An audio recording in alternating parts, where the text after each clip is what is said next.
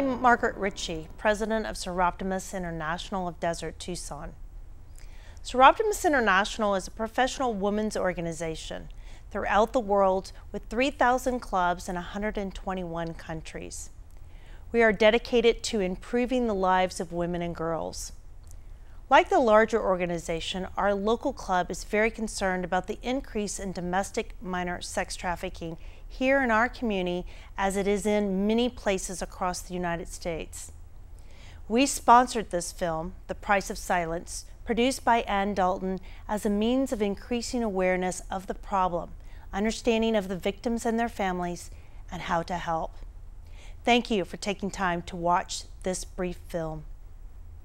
Human trafficking, unlike human smuggling, is a violation against an individual. It is either the commercial sexual exploitation of an individual through force, fraud, or coercion, i.e. selling someone for sex. This is your typical pimp-prostitute relationship. Or it is the recruitment of someone's labor through force, fraud, or coercion.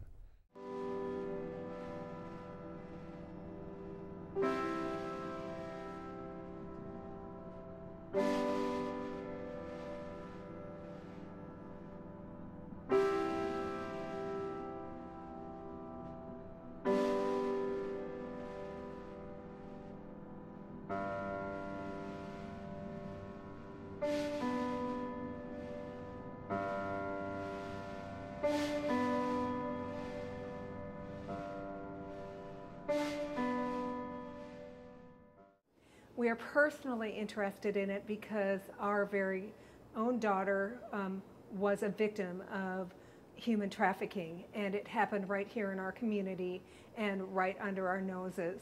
It happened many years, about 10 years ago. There was some friction in the home, and our daughter was angry with us, and but it actually started prior to that. She had met she was taking a bus home. She was going to a charter school, and she was taking a bus home, a city bus, and was approached by a young man as she was waiting for the bus who told her she was beautiful and asked her if she would be interested in modeling, gave her a business card, said he was a model agent, and she got on the bus and came home and was very excited to have this business card and be approached by this gentleman stating that he was a model agent. When my daughter handed me the card to share with me that this happened, I told her model agents don't hang out at bus stops, that it was ridiculous, that this wasn't a good guy, stay away. I took the card away, I threw the card away. Our daughter was a bit rebellious. She was 16 years old at the time, really wanting things her own way. And I thought that was the end of it. Sometime later, she asked to go to a concert at the Pima County Fairgrounds, and we asked her about what the conference was about, or I asked her. She gave us a slip of paper, and it was not something that was appropriate for her. And so we said no. She went anyway, and apparently the story that she tells us after that is that he was there, this man was there, and it was just shortly after that she literally packed all her bags and she was gone. We didn't know where she was.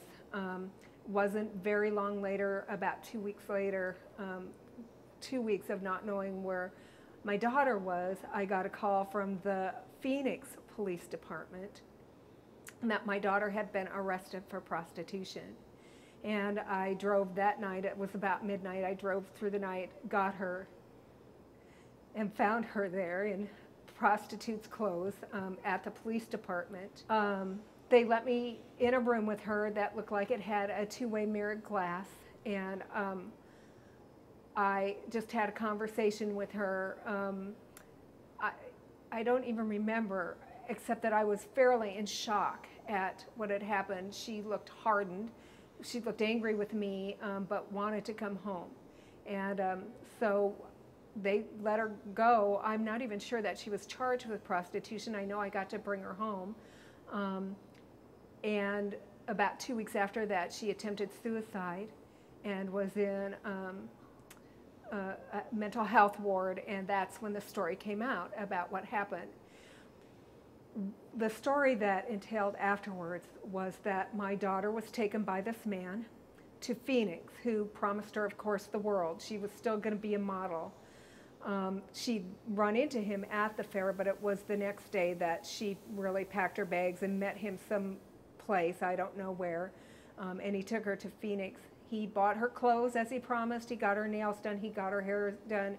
Everything that was promised was being done. She was wined and dined, and then she was locked in an apartment. She wasn't allowed to talk to anybody. She wasn't allowed to use the phone. She wasn't allowed to look anybody in the eye if they came to the door. She was held hostage at that point. It was about a week after that incarceration in that hotel or apartment that she's introduced to the streets. And from her story, she spent about 2 days on the strip someplace in Phoenix. She doesn't know where she was. When I picked her up from the police station, she'd taken all her clothes with us, and I wanted to go get her clothes. We were advised to just go home, leave her clothes. I asked about pressing charges. There was no really charges to press according to the police department in Phoenix. And we were really advised, I was advised, take your daughter and go home. And so that's what I did. But she was on the streets about 2 days. She was turning tricks for about 2 days and just struggling with what was happening in her life. And there was a police car driving down the road, and she was tucked inside a little doorway, kind of hidden, and just stepped out in front of the police car wanting to be arrested. And that's how we got her back, was through that arrest. For a couple of weeks, actually, after the suicide attempt. She couldn't normalize herself back in school, none of which I understood. You know, I pretty much just thought, okay, you're home now. Go, be a kid again, go back to school, let's try to get our lives back together. And I was really trying to deal with it emotionally myself, because I had a daughter who left willingly. I was angry with that, and I just didn't know what to think about I didn't know what to think about any of it, really. I had no idea. Didn't really have any resources. My daughter even had a handful of cash when I picked her up there, and we talked about that money that was in her purse, and I made her leave it there. I made her leave it at the station, and she, in tears, she said, "Do you know what I had to do for that money? Do you know what I had to do for it, Mom? We're going to just leave it here now." And I thought, well, and I said to her, "Do you really think we can bring that money home, knowing what you had to do for it?" And so we just left it there, a big wad of money. You know, I was a working mom. I wasn't at home every day. So there was some difficulty after that. And my daughter it's been an uphill climb as far as recovery goes. When there was the suicide attempt, she went into therapy within the hospital, but I wasn't included in that. The family wasn't included in that. I have no idea what happened there. I just know that they released her, gave me a prescription for meds, and sent me home. They had some things in place for her, but there was never anything included for the family. Mm-hmm. Nor any inclusion of anything that we could do, or signs that we should look for, or perhaps some strategies that it would be helpful to, tactics even, in order to make her feel safe, or that this is not something we're holding against her, or anything that she has to feel guilty or shame about, even nothing like that. And to this day, we really don't know if there's resources out there for stuff like that.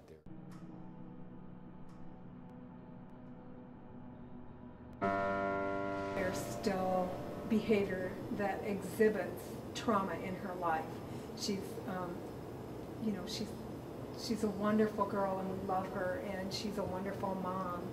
But there's that broken part in her spirit and in her esteem that causes her, we think, to make poor choices in some things that she does. Mm-hmm. even she's in a marriage now that they're separated from one another, and in talking to her about reuniting with her husband, and there's a possibility that that could happen, she doesn't want to do that, and what she says is, I have too much of a past to be good in the future.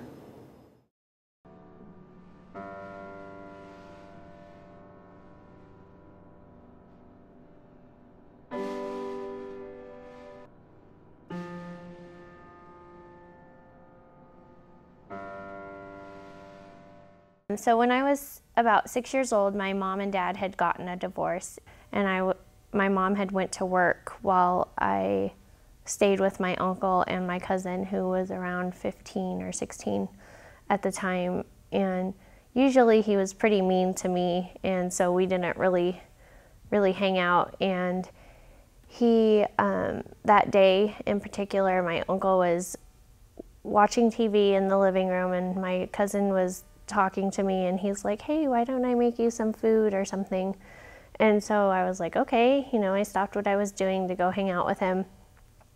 And then at that point he made me lunch, and then he took me into my bedroom and told me that we were gonna play a game, and eventually wound up raping me that day.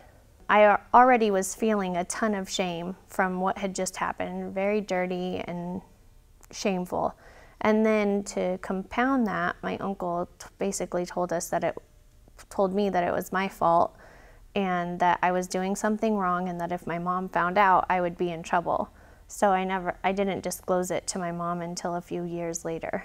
And from that moment on, I was going deeper and deeper within myself, trying to mask that pain, that initial pain that I was feeling.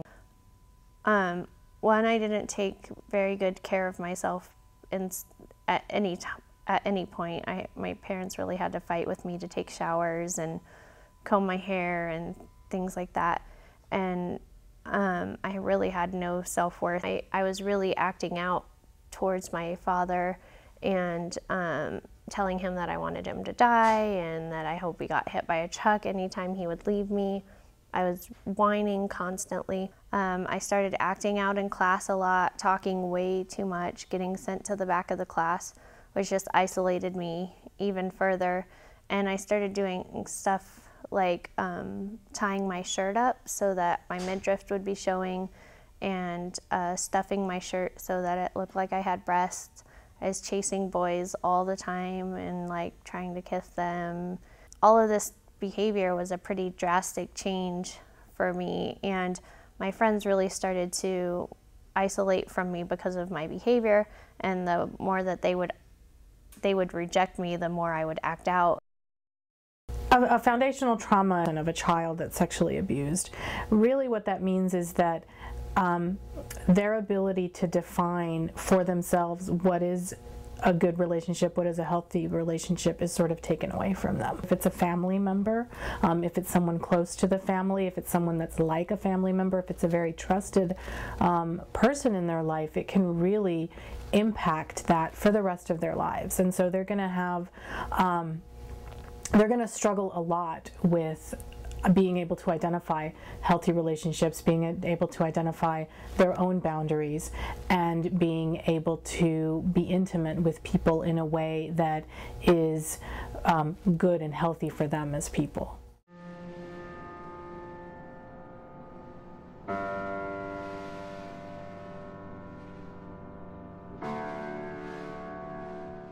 During my teen years, I never saw myself living past 18. So I really hadn't thought about that kind of stuff in a really long time. And once we got our life started, it was kind of my way out, and I just put all of my faith and energy into my husband and my kids.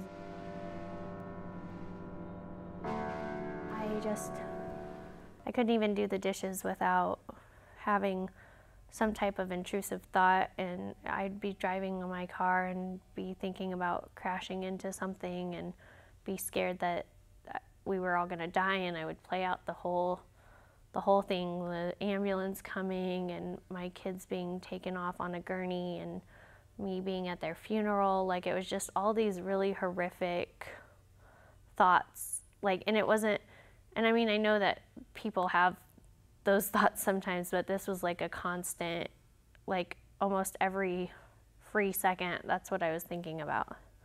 And I didn't know what was going on with me. But I hadn't dealt with any of the stuff that I had gone through, and so I was starting to spiral. My own emotions and crazy antics were starting to spiral out of control.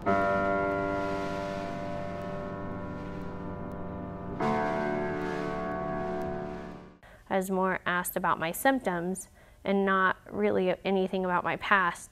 And so based on my symptoms, I was diagnosed with bipolar disorder and postpartum depression because I had just had a baby. The service provider needs to have an understanding of sort of this foundational trauma, and rather than focus on behavior that maybe the person is doing right now, is really try and do and get an in-depth understanding of this person's past trauma that could be impacting the behavior.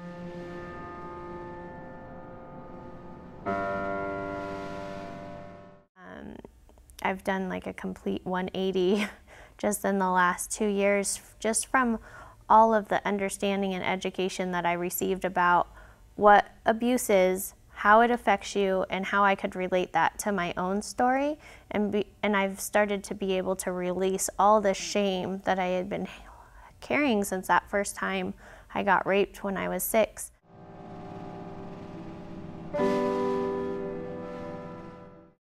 Then we've got to ask our local government officials to put on the pressure and to provide the funding so our law enforcement can go after the perpetrators, and to provide funding for the victims. There is no place in Pima County to put victims once they're rescued. The women involved in this are victims of chemical abuse, physical abuse, psychological abuse. They are dependent on their pimp for either home, shelter, food, drugs, whatever that may be. There are threats of violence. And so what struck me was that we are imprisoning the victims of the crime, and there ought to be a better way to do this. I think there are great service providers in every community. I think the huge piece that we're still lacking is the community awareness piece. Well, I mentioned identification of victims being the principal challenge in doing these investigations. Oftentimes, these are girls, and it's usually girls. There are boys who are victimized, but it's generally girls. But these are folks that you may see in your neighborhood. They may be your neighbor's child. They may be somebody that you used to see going to church on Sunday. Perhaps they were friends with your child in school. And there's been a change. You know, they've got this older controlling boyfriend now. They've socially isolated themselves. They've changed the way they're dressing. Maybe they're going to school less or dropped out completely. Perhaps they've got a handful of cash that they shouldn't have. All indicators that might say that this person could be in an exploitative environment or a situation. If the public calls law enforcement, it gives us a starting point to look. And I'm not suggesting that every troubled youth is going to be trafficked. But I'd rather look at more troubled youths to find the trafficking victims than ignore those sort of rabbit holes that we sometimes run down and miss victims. So we need the public support, we need the community support, and the willingness to sort of step up and say, hey, I think there might be something wrong. I don't know what, and just give us a pointer. So you might want to look at this little girl. I think she might be in trouble. Well, if you thought that person was in imminent danger, you're going to call your local police department or your sheriff's department. Sure. If you're not sure, if it's just somebody with some of these indicators and you're concerned, you can call the National Human Trafficking Resource Center, which is run out of Washington, D.C., and it's a 24-hour, 7-day-a-week hotline. They do receive a lot of tips in, and if you were to call that hotline, law enforcement here in southern Arizona would receive that information back. Okay, Okay, you could also call the Department of Homeland Security's tip line, the ICE tip line. Right, right. And that is... that should be on the screen. Okay. Yeah. And those leads would also be referred back to us down here for follow-up.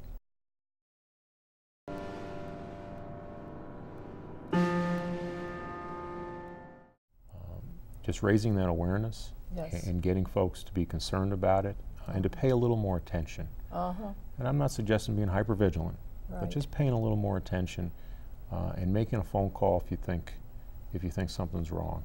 Sure.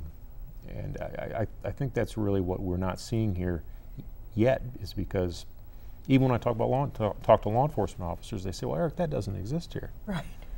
Well, it sure does. And the more we scratch at the surface, the more we find. Sure. But if you don't look for it, you're never going to find it.